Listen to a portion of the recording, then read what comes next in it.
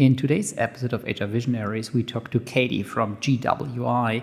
We talk about talent mobility and retention, an incredibly important topic. Stay tuned.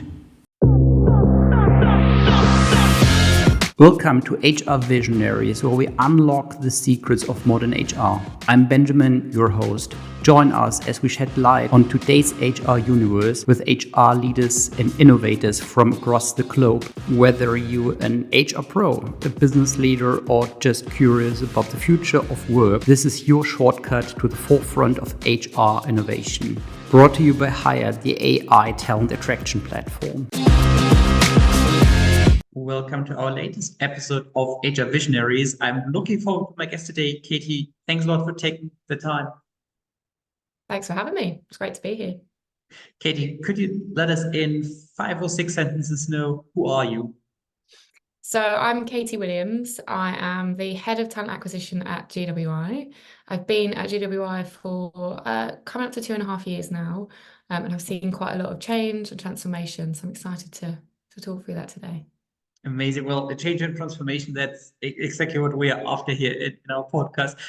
Katie, can you let us a bit know what does GWI do? Yeah, sure. So we are a global intelligence platform, so SaaS.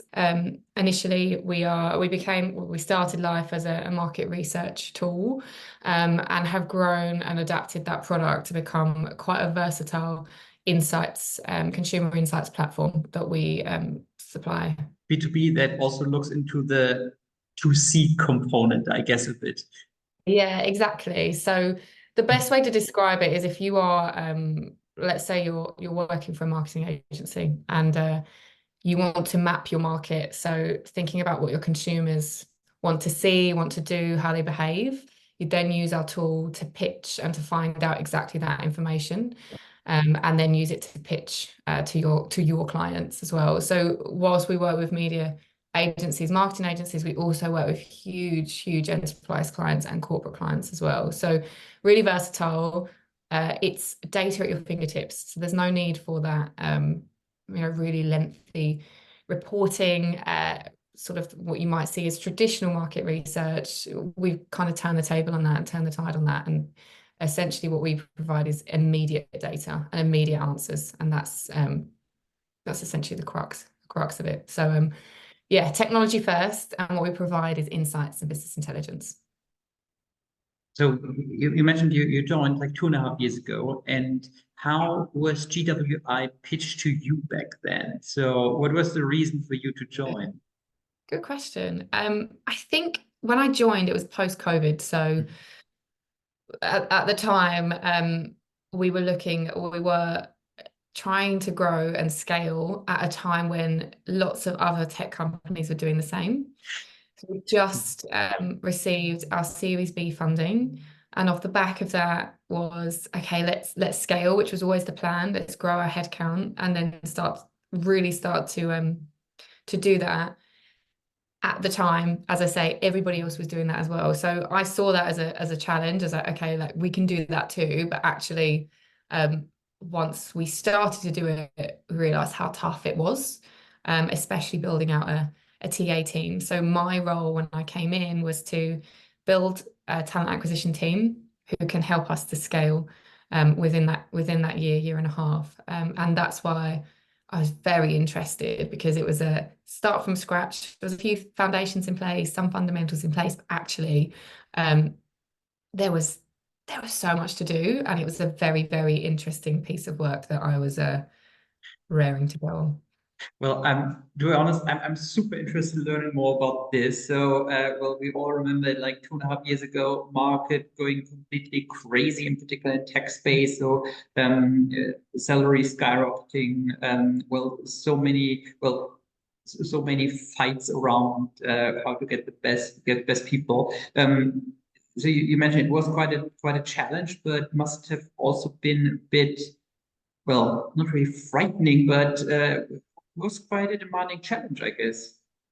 A real challenge. And I think the biggest challenge was not only finding talent, but making sure the strategy was right for the business as well.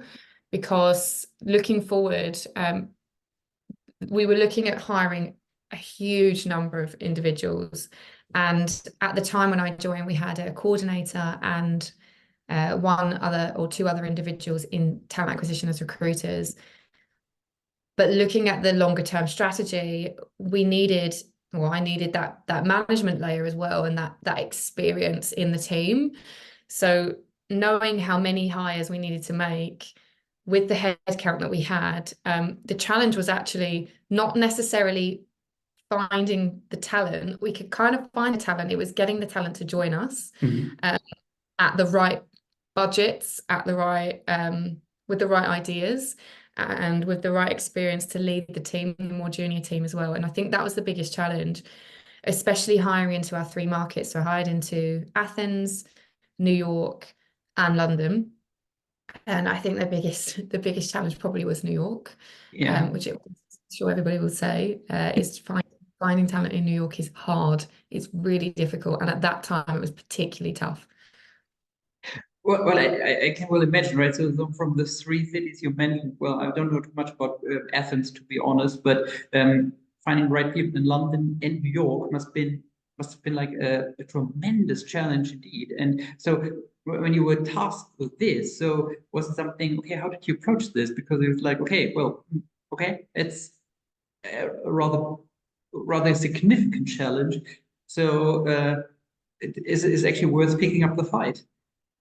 Yeah, it's very good point. I think yes, and there were times when it was, okay, we're going to need to do this. Should we hire someone in the UK to work with the US market? What we actually ended up doing is hiring outside of New York City and thinking remotely.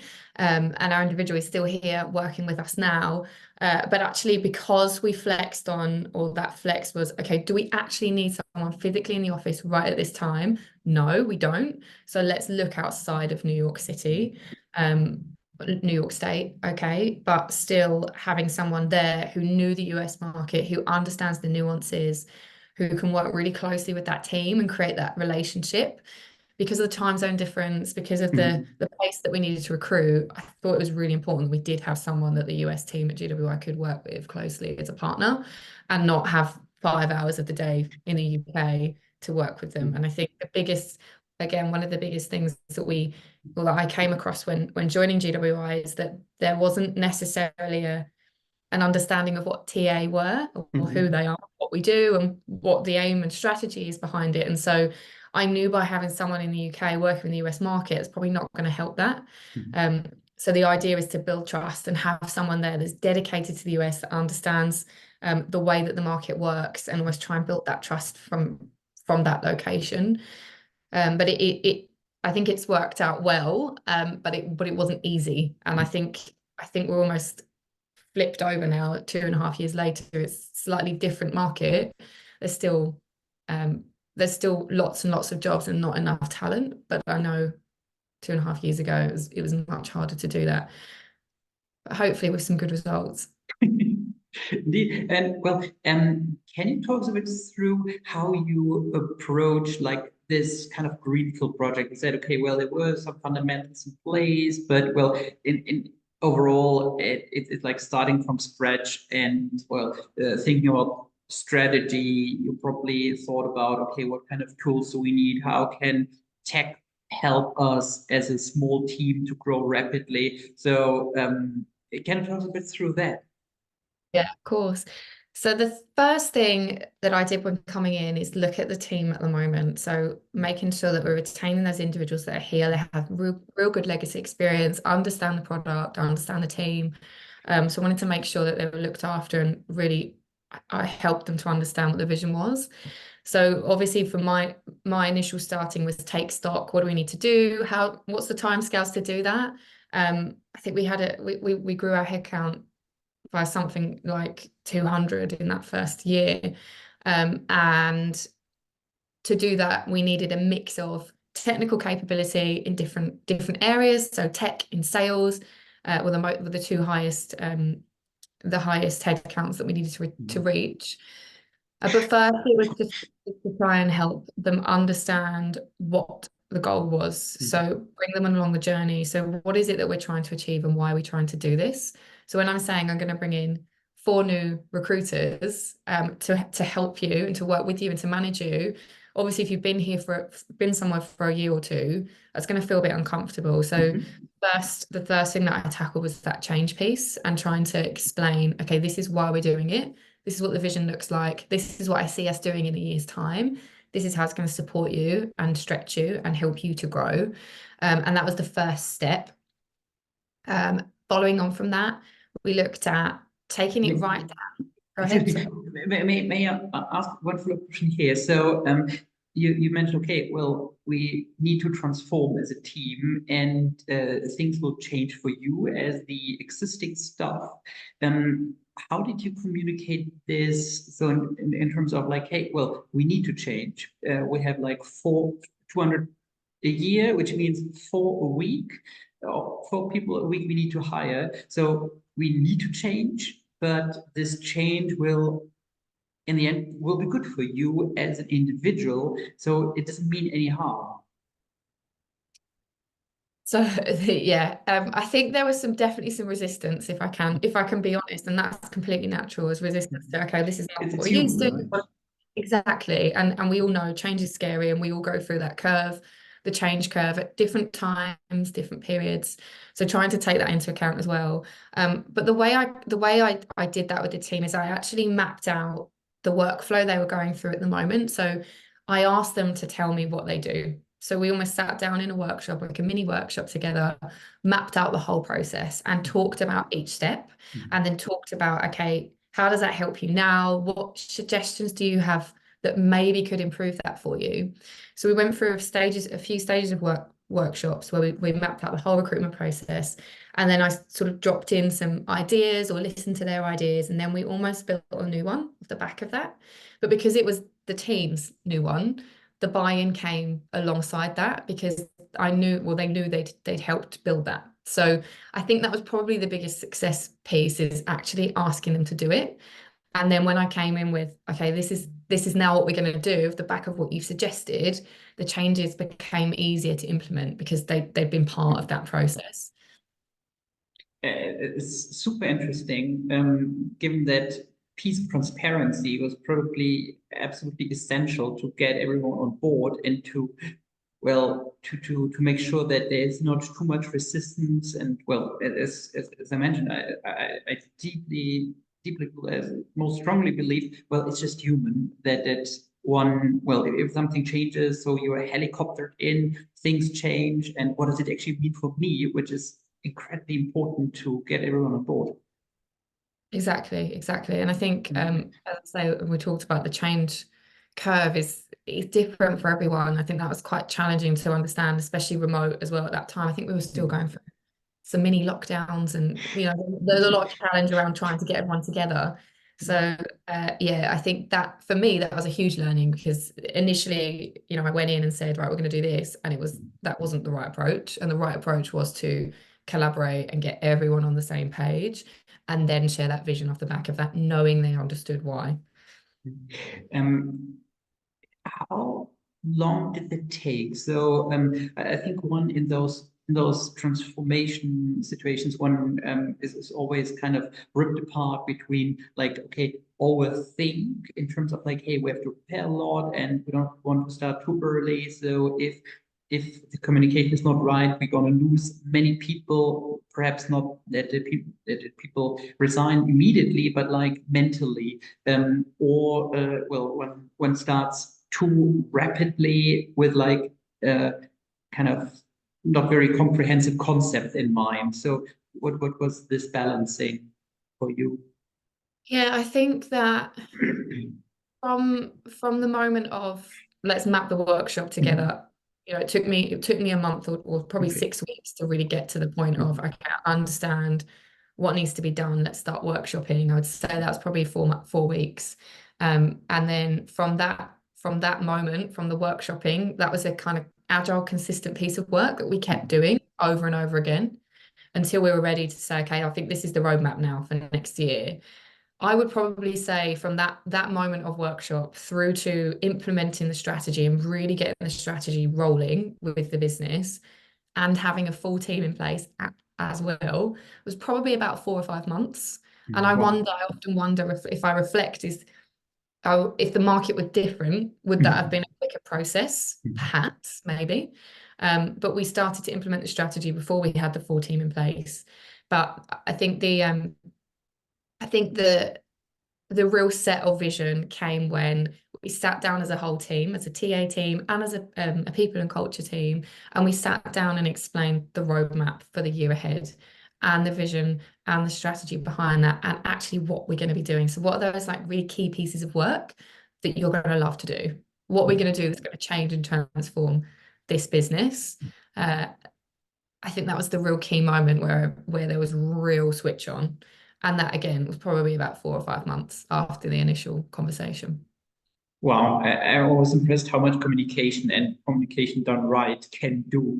So to even in those situations that could turn on, I think it's always interesting to picture that as a decision tree, right? So it can turn out incredibly well, but it can also like, okay, I hate my new boss. I definitely want to resign. And then in the end, it's kind of like you as a team and everyone else is like, okay, communication didn't work. Okay, gone. So that's incredibly impressive. And I stopped you there when you started talking about, okay, so after defining the vision, after going through all the workshops, and then, well, basically getting into the get going. Exactly. And you know what? I think because there's constant communication, and I think that the team appreciate that, and I know that now, is that the more transparency that I can give them, the more engaged they are, which I know it sounds silly, but sometimes there are things that you can't communicate yet, or you haven't, you don't know how to do that yet. But it actually meant that because of the last couple, well, the first year of that strategy was, of course, the COVID boom, and before the big tech winter, we had to be so agile as a team. We had to keep changing and flexing, and what worked in Athens didn't work in New York, and what worked in the UK didn't work anywhere else. Flexible working meant different things in different countries, and it meant that we had to keep changing strategy. There were things that we hadn't implemented, like, for example, D&I. We'd started to think about it, but we hadn't embedded that in our strategy, because we had to move so quickly to try and hire all these individuals and make sure they're the right individuals for GWI as well. But I think that really paid off, because it was a real long time of building trust, communicating, explaining vision and why. It meant that the team could really flip quickly and be really flexible. And although it took a long time to build the initial strategy, once the team understood where we were going, and I said, hey, we're going to have to try something else now, there was an immediate, okay, that's fine, let's do it. And the tenacity of the team is amazing. The resilience of trying things, and then now we're in a position where they'll come to me and say, this doesn't work, and I'll say, okay, cool, what are we doing about it? Like, what do you want to do? And there's now that ability in the team to do that across the board. So yeah, I think because of that first initial few months, it set us up to be able to change very quickly on our heels, which we've had to do now. So the market has changed significantly, and now we've kind of we've had to go a different direction as well. So yeah, I think it paid off. It was very arduous. It was hard work for everyone at first, really tough, really, really tough. And we could have lost people. We didn't. We kept retained, the team have stayed here, but it could have been very different. So I am very appreciative of that, and I'm very proud of them. But I know it was hard. It was hard work. It sounds absolutely amazing. And well, the thing is, in my experience, if the groundwork is very solid, and everyone knows, okay, there will be an open communication, even if times are very tough, or if there are like some issues popping up that might have very negative consequences for me personally. However, I can trust in an open conversation that would help in any transformation so much. And nobody can predict the future, so you don't know what's going to happen in the next 12 months of anything. Exactly. And I think the biggest thing that we thrive on in the team is trust and communication. And I hope that is very, very clear as soon as you join the team. That's kind of what we run on. But also there is there is a real, like, what's in it for me? What's the ROI? Like, what am I getting back from this? Because I'm putting a lot of hard work in here. In those days, I've been sourcing all day for the last 2 days to find someone. And GWI have a fantastic benefits package. We have a really great flexible working, hybrid working policy with a really robust culture. So that's already in our hands. We knew we had that in our back pocket. But at that time, salaries were over normal centile ranges, like way over what you would normally pay.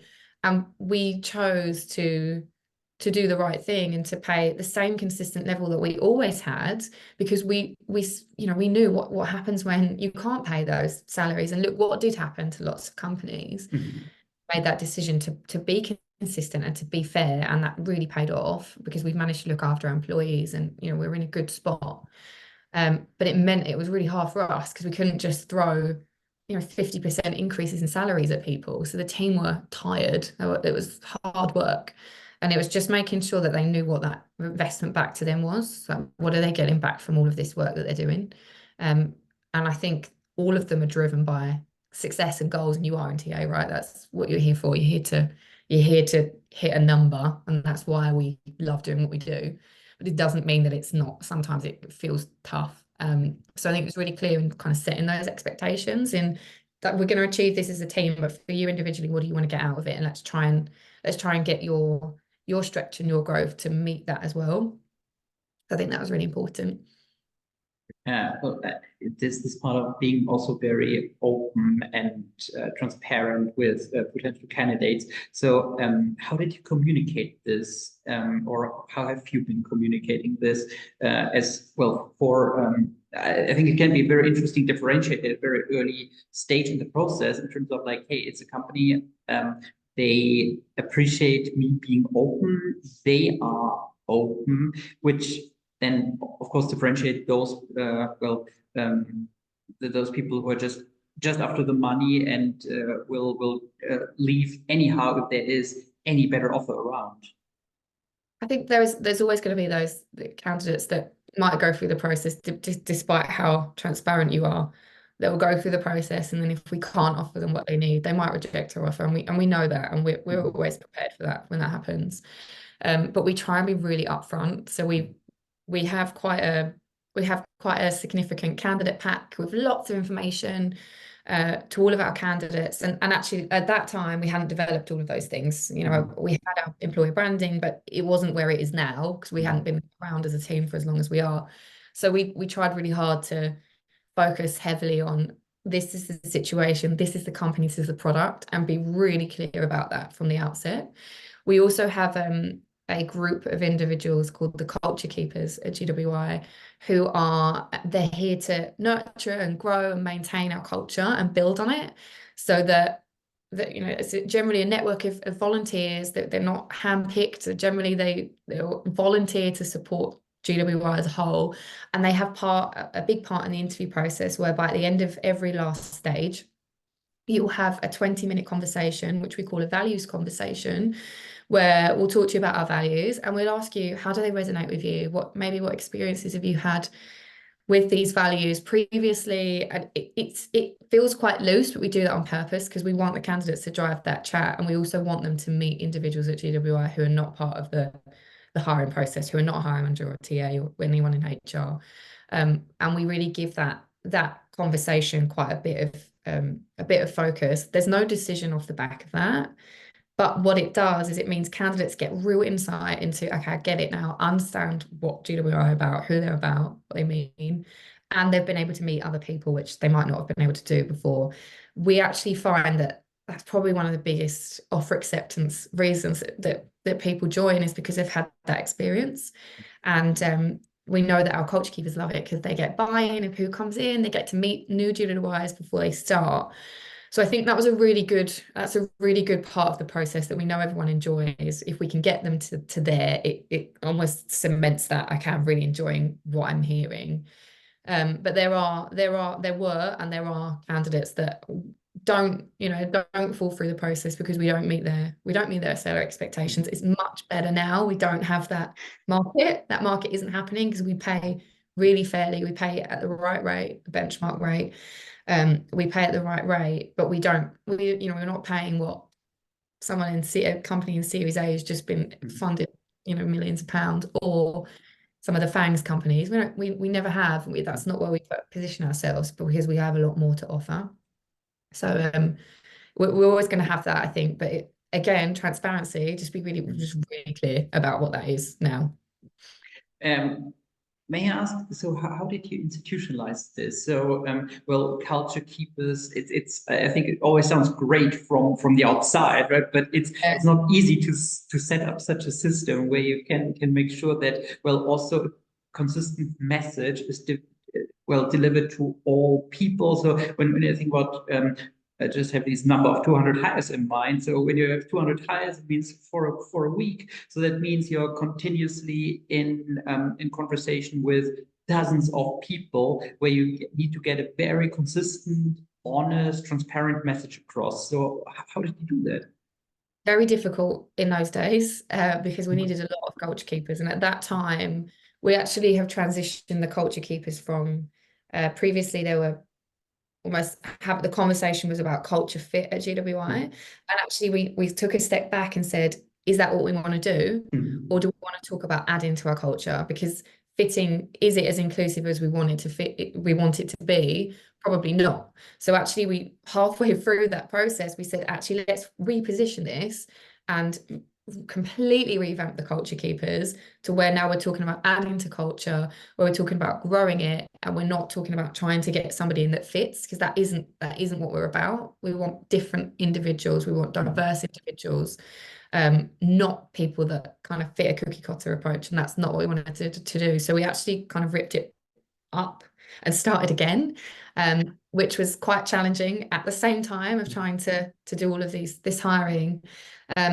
But we had to go out, kind of zoom out and go, P&C, we need to do this as a team. This isn't just a TA initiative. Culture keepers are they embody the whole of GWI. So how do we recruit them? How do we create this new message of this is what we want you to do? So there was a big kind of scheme of coming back and saying, right, we want volunteers. We went onto a town hall. We did lots of comms about it in the business to try and generate some excitement and explain what we were trying to achieve. And then we created different arms of the culture keepers. So they don't just interview, they're now buddies for the business. When you've got a new individual that starts, you've got a buddy, and one of your buddies is a culture keeper. And then you have other employee initiatives, almost that advocacy group. There's now the other things. So we want to trial something, or there's new projects, new tools, new systems. The culture keepers are those individuals that we go to. So we grew it a little bit. We took it from conversation in an interview to this huge piece. It meant we needed a lot when we were scaling. We needed a lot of culture keepers. We had to keep recruiting, and we did a couple of rewards and some competitions and things like that as well to try and generate excitement. But there were definitely some, we had people drop out because it was too much, and that's completely fair. But we learned from that, and that's why we thought, okay, how do we make this bigger than just having an interview conversation? What's the investment back on you as a GWI? Why would you want to join Culture Keepers? What's the other things that you can do outside of perhaps your normal day job that you can really have impact as well? So it was about zooming out, thinking about what else we could introduce, and what was working for the business then might not have worked in the next year. So yeah. But some people who listen might wonder, okay, well, I would really love such a structure in my own company, would really love to introduce this. However, there might be pushback from other departments, being it like, hey, you're stealing valuable time of my people. How did you communicate this to other team leaders, to the leadership of GWI in general? Our CEO is very invested in culture, and so actually GWI was super lucky to have that, because we were able to get conversations with him, and for him to cascade and communicate that to the business. So there was importance put on it at the exec level, and that really helps, because we know that this isn't something that we're trying to do in P&C. This is a company-wide initiative that we believe is the right thing to do. So I think the immediate, if you are starting to do something like that, is get that buy-in immediately and get that investment straight away, because that's going to help you. once you have that investment and you take data and you report on hours that it's perhaps going to take, what the outcome is, why you want to do it, trying to link employees' growth and development to something like this as well, where perhaps you might have, using case studies where you might have someone who's not quite ready to be a manager, but they're, real high potential. How else can you develop them? And this is the kind of thing that could help. So it's using almost like those case studies. You're probably going to need to do a few reports and try and find out how many interview hours and that kind of stuff that you might need if you have 10% of your workforce as a culture keeper, for example. So data, buy-in from a leadership, and examples like use cases and why this could be helpful to you. Can you tell us a bit about what role technology played in the transformation? So starting kind of the green field, you probably have the opportunity to think about a lot of solutions. However, then it might be also, well, it might be threatening to become overwhelming then. This is all before AI as well. So now I would absolutely lean on and say generative AI is going to help with that. But initially, we didn't really have any tech to help. The only thing we had was our ATS. We used Greenhouse, and we were able to report on interview hours, interview data, and get some legacy information, match that with then what the headcount growth or the numbers look like for that year, and try and get a bit of a rough estimate of what the time might be. But in terms of systems, we used our intranet to advertise and to launch this. But otherwise, we didn't really have anything else. That's it, essentially. But I don't think you do. Obviously, having an ATS where you are able to report on things like interview hours or report on information like that is useful. But what you need is essentially the data around what you're looking to do, the predictions. If you're looking specifically at just hiring, what does that year look like? What did last year look like? Let's try and work out what it might be as a prediction. And then also what the market's doing. So if we know that there's, your ratio is 5 candidates to 1 hire in 1 year, but the market's going a different way, and you might then have 10 candidates to 1 hire, trying to bring that in as well. Because I know now we're probably seeing more candidates through AI, using AI to interview, and also the market, that those predictions might change. So it's important to keep on top of that as well. What do you think are the most relevant trends for TA in the next few years? I'm going to say what everyone else says, and that's Wait, is it AI? It's AI. And I think there's use cases for both, right? There's TA use cases. So as a recruiter, what are you doing? And then there's the candidate side of things. So what are the candidates doing? And we already know our increase. We've had a huge increase in applications, and I think that's because of AI, but also the market, like a connection of both. I think that's a huge trend that we are trying very hard to embrace and to get ahead of as a team. And then I think the other is perhaps investment in early talent and mobility, which is something else that we're very keen on doing as well. And that's in bringing in talent now and developing them consistently through the years, but also moving talent across the org. I think companies probably didn't or haven't put such a stamp on that over the last couple of years because of what was happening in the market, where again you could leave somewhere and get paid, almost double in some cases. You could leave one company and go and get more money somewhere else. So that investment to nurture talent was harder to do.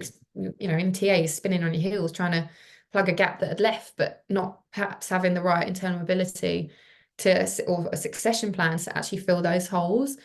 So I think certainly for us, it's about AI, obviously, but also mobility, keeping people, retaining your talent, and growing them. And that requires a real connection between your learning team and your HR team and your TA team. So I think for TA, there's a real opportunity now to become more than just a recruitment function. If that's what you're doing at the moment, that's fantastic. But I think there's such an opportunity to embrace everything else that comes under that TA, that acquisition, the talent umbrella. So mobility, mapping talent, where talent might sit now, and your skills within that organization, and then perhaps moving them across to another team. So I think those two trends, and I would say D&I, but I think D&I shouldn't be a trend. It's something that should just be part of the strategy rather than it be a trend. So that's not necessarily a thing that I would say is a theme, but certainly mobility and movement. You mentioned AI led to a strong increase in application numbers. So why do you think this is? We think we're seeing candidates use AI to prep CVs, create CVs. We have seen cases, I'm not necessarily saying here, but we have seen cases where candidates are using them to answer questions and predicting what those questions might be. So what we want to try and do, or what we are doing here in the team, is trying to understand how they're being used and deciding whether, and we're at this point now, are we saying that we don't want candidates to use AI to apply for our jobs? Or are we saying that we do want you to, but here's what the policy is behind it? Or are we saying go for it, but tell us how you're doing it because we want to know? So I think we're at that crossroads now where we decide what we're doing. We're almost waiting to